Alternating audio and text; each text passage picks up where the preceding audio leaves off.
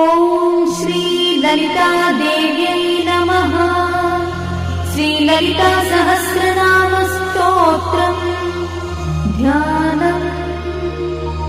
अरुणां करुणातरङ्गिताक्षी द्रुतपाशाङ्कुशपुष्पबाणचापाम् अणिमाधिविरावृतां मयूखैः अहमित्येव विभावये Bhavani.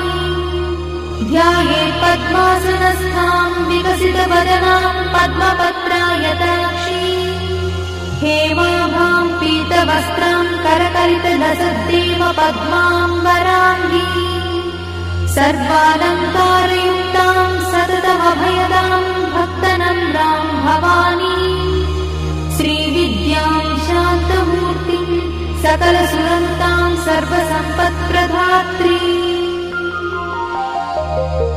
Shri Mata